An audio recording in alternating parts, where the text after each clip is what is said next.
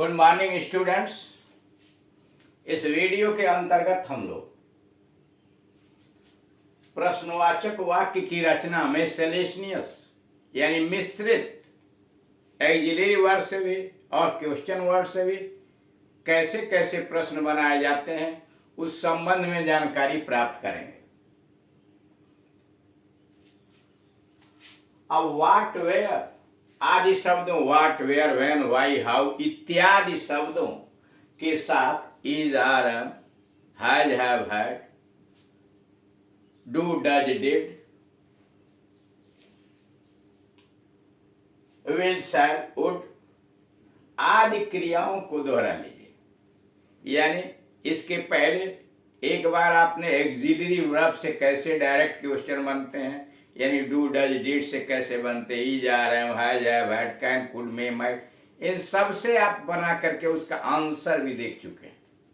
अब यह है कि उसके साथ क्वेश्चन वर्ड यानी व्हेन वेयर व्हाई हाउ इत्यादि लगा हो तो कैसे बनाएं, इसका भी आप इसके पहले वाले वीडियोस के अंतर्गत देख चुके हैं। अब मिश्रित कर दिया गया कि कुछ और वाक्यों को छोटे छोटे देखिए जिसमें कैसे वाक्य के प्रश्न बनाए जाते हैं और एंड टेंसेज में बनाए जाते हैं।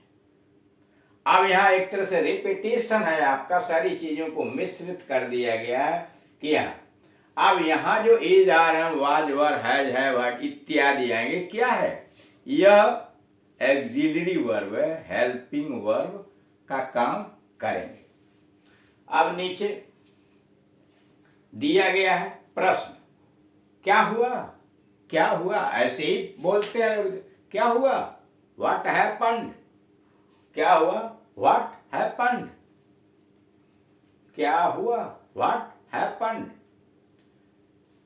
क्या आपने मुझे बुलाया था, क्या आपने मुझे बुलाया था, had you asked for me, क्या आपने मुझे बुलाया था, had you asked for me.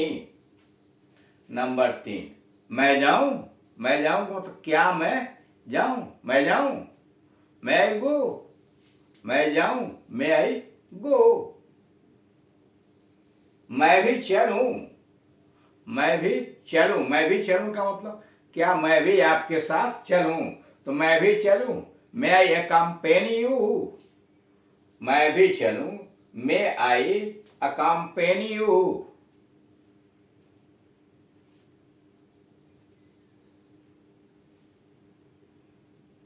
Number 5 है, क्या तुम आ रहे हो, क्या तुम आ रहे हो, are you coming, are you coming, क्या तुम आ रहे हो, आर यू कमिंग। 6वां है,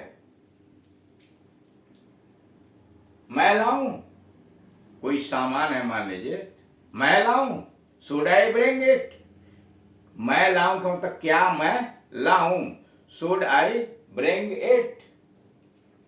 अगला है आपका शुभ नाम, आपका शुभ नाम मतलब आपका शुभ नाम क्या है, what's your good name, what your good name, आपका शुभ नाम, what your good name, what your good name, आपका नाम क्या है।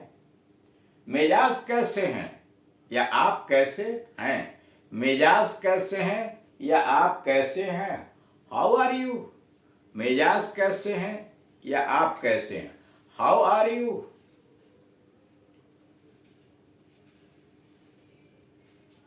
समझे, डिड यू अंडरस्टैंड या अंडरस्टूड, डिड यू अंडरस्टैंड या केवल कहिए अंडरस्टूड। जी नहीं समझे, no I didn't understand, no I didn't understand, no I didn't understand, मैं नहीं समझा, पूछा गया समझे, did you understand, did you understand. जवाब मिला नो, नहीं, I didn't understand, I didn't understand.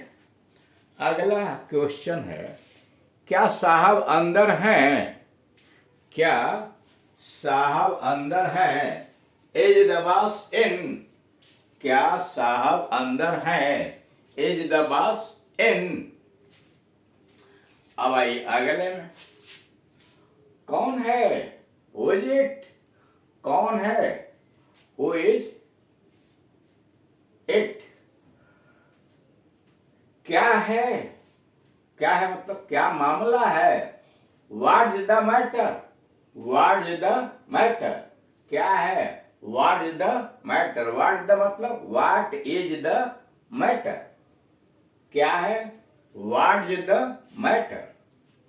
Dinesh कहाँ है? Where is Dinesh? दिनेश कहाँ है? Where is Dinesh? तुम कहाँ थे? Where were you? Where were you? तुम कहाँ थे? तुम कहाँ थे? Where were you? कब आए? कब आए? When did you come? कब आए? When did you come? शुरू करें? Do we begin? शुरू करें? Do we begin? या shall we begin? एक काम करोगे? एक काम करोगे? Will you do one thing? एक काम करोगे? Will you do one thing? एक काम करोगे? Will you do a thing? क्या एक काम करोगे? अब आइए 19 पर, क्या आज छुट्टी है?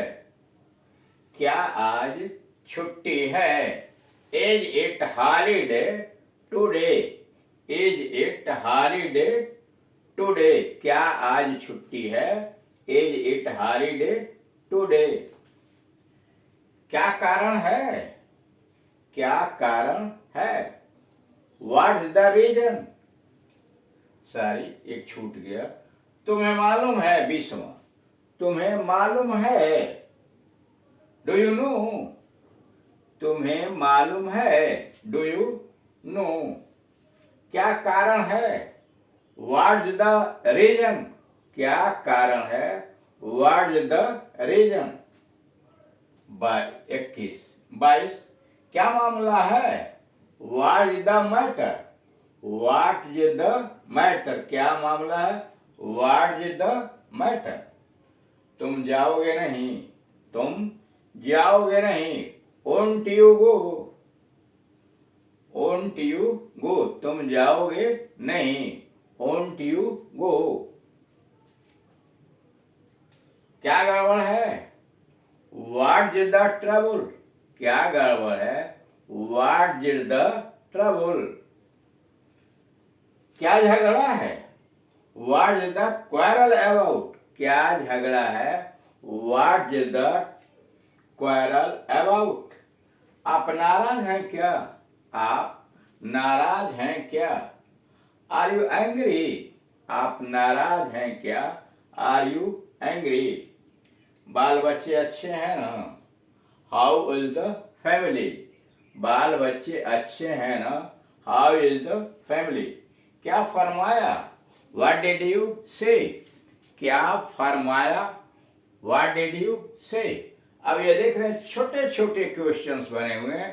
इन छोटे छोटे क्वेश्चंस के आप जवाब भी दे सकते हैं, इनका आंसर भी आप बना सकते हैं और उन आंसर को बना करके एक दूसरे के साथ इन क्वेश्चंस को पूछ करके और प्रैक्टिस करने का प्रयास कीजिए। सबसे जरूरी कोई बात है तो वह है कि आप क्वेश्चन का निर्माण कीजिए, विभिन्न टेंसेज में कीजिए, विभिन्न परिस्थितियों में कीजिए और एक पार्टनर का चुनाव कीजिए जिसके साथ आप उसे बात कर सकें, कम्युनिकेट कर सकें, उससे प्रश्न पूछें वह जवाब देगा और उससे कहें कि वह आपसे प्रश्न पूछे आप उसका जवाब दें और दोनों लोग मिल करके उसमें क्या गलतियां की संभावना, क्या गलती हो रही है उसे सुधारने का प्रयास करें। सबसे बड़ी बात जो है इस इंग्लिश स्पीकिंग के अंतर्गत वह है डर। उस डर को मन के अंदर से बाहर करना, निकालना सबसे बड़ी बात है। तो इसलिए मन के अंतर्गत जो डर है उसे बाहर कीजिए और स्वाभाविक तरीके से नेचुरल वे में बोलने का प्रयास कीजिए। और इसके लिए जरूरी यह है कि आप हिचकिचाए ना, ऐसे ऐसे क्वेश्चन का निर्माण फटाफट करें और उसका आंसर भी फटाफट सोचें। और यह तभी होगा कि जब दिए गए वीडियोस को आप सुने और उसी तरह से उच्चारण करें। अकेले हैं तो आप कमरे में अपने आदमकद आईने के सामने बैठ करके या खड़े होकर के जैसे जैसे आप वीडियोस के अंतर्गत देख रहे हैं उस तरह से चीजों को, उस तरह से बातों को आप रिपीट कर सकते हैं, आप उसे दोहरा सकते हैं।